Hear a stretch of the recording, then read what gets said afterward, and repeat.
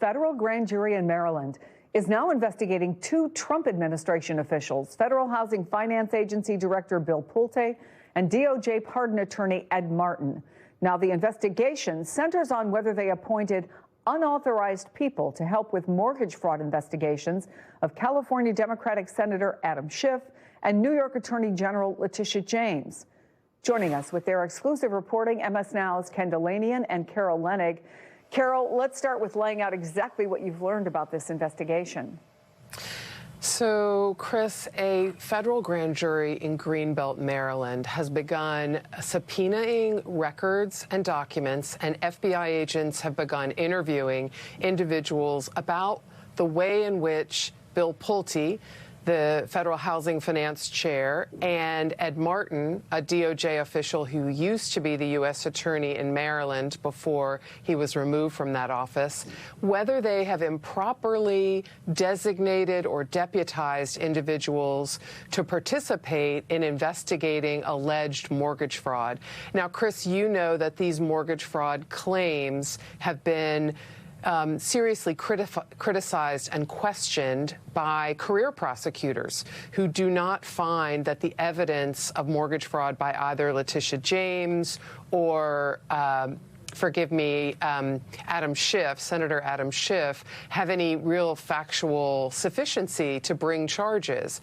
Nevertheless, Bill Pulte has made these referrals, and both Mr. Pulte and Mr. Martin have been pressuring prosecutors' offices to bring these cases. Now, the shoe is on the other foot, according to our sources and documents that we have reviewed at MS Now just this morning that indicate this has turned around in a way that the Department of Justice is investigating the methods used by these two top Trump allies. So what are the possible implications here, Ken? Chris, this is the most surprising story I have covered in the Trump administration. It is absolutely extraordinary. One legal scholar reacting to our reporting called it a sign of life for the rule of law. Ed Martin is not just the pardon attorney. He's leading the weaponization working group. He's Donald Trump's darling. He's the instrument of revenge that Trump has put into the Justice Department to lead all these investigations against his political opponents. And here you have the Justice Department investigating him over what appears to be sort of a technical issue about whether they properly deputize people to conduct and carry out these cases. Obviously, there's something going on here. There's layers of MAGA infighting that we can't begin to fathom, and we're going to do some more reporting on it. But on its face, it's just an extraordinary story. One wonders how Donald Trump will react to this news that his own Justice Department is investigating some of his key allies who have been carrying out his wishes, Chris. Carol, you're not prone to random speculation, so I don't want to ask you about random speculation, but what are the possibilities here? I reread and reread. They gave me some notes on what you all were going to report, and I read and reread it several times because it didn't seem like I was understanding what was going on. I do now. Well, Chris, you, me, and Ken then are all in the same boat. I mean, when we were getting these tips this morning, I was on a plane, and thank goodness I had Wi-Fi because I was also rereading and rereading what I was receiving. I want to say that the implications, according to our sources, are that if this investigation finds that people deputized by Pulte or Martin engaged in investigative acts without having the authority to do so, these sources say this could completely crater the case that was brought against Letitia James in Virginia and could particularly taint and foul the ongoing investigation of Senator Adam Schiff. And as you know, Donald Trump has been calling for criminal charges against Schiff and basically ordered up the charges that were delivered against Letitia James. I think there's something else really interesting going on here. Maybe the Department of Justice is simply trying to make sure that nothing afoul occurred. But perhaps the Department of Justice at the top layers is growing concerned about, and I say perhaps, not to speculate, but just citing sources, perhaps the Department of Justice in the form of Todd Blanche and Pam Bondi have grown concerned about unforced errors, the kinds of errors that unfolded with Lindsay Halligan in a courtroom in a spectacular fashion yesterday, and which MS Now was reporting in real time. You know, the courtroom, like a pin drop, could have been heard when Lindsay Halligan and her colleague acknowledged that a full grand jury never saw the full indictment that she had a grand jury foreperson allegedly sign in the case against former FBI Director Jim Comey. To have this kind of unforced error that could lead to the dismissal of that charge, there's something about it that rings of concern inside the higher levels of DOJ. Ken Dilanian, what happened yesterday and perhaps what we're seeing today, because I want to follow up on what Carol is saying.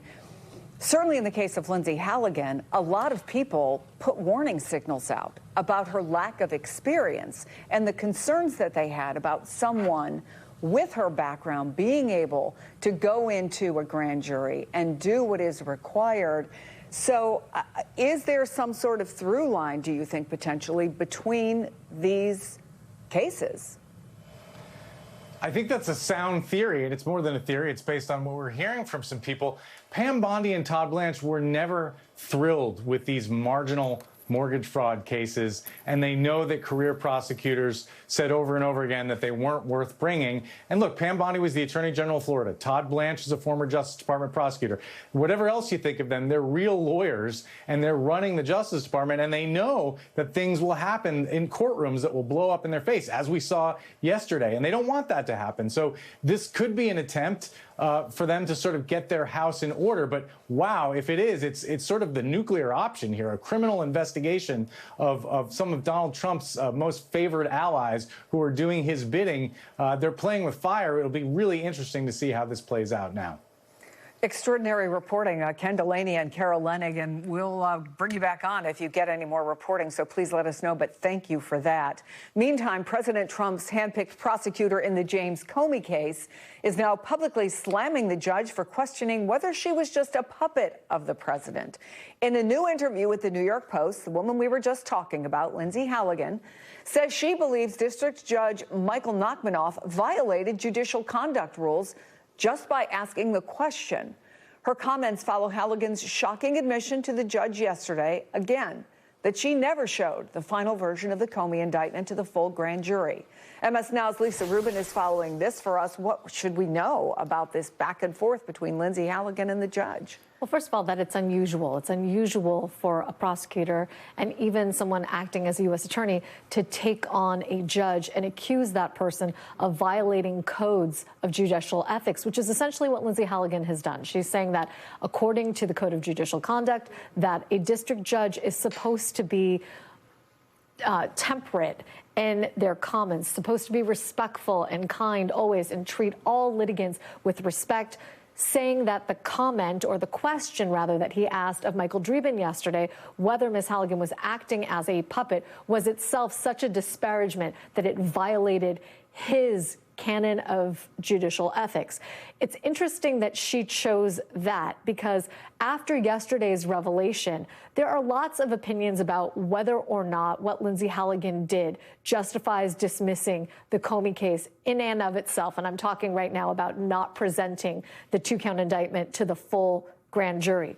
But if you ask other people in the legal community, is this something that she could be sanctioned or disciplined for? People will say, without a doubt, because no matter which state bar we're talking about, and Lindsay Halligan is licensed to practice in Colorado, every state bar carries with it obligation to act with candor and respect and not to defraud anyone. And that, Chris, applies whether you're in or out of the courtroom. So when I think about people who, because of their association with Donald Trump, have recently been sanctioned by various bar associations, I think about Rudy Giuliani, who lost his license in New York, not because of any crime per se. He lost his license because in going on cable television in the wake of the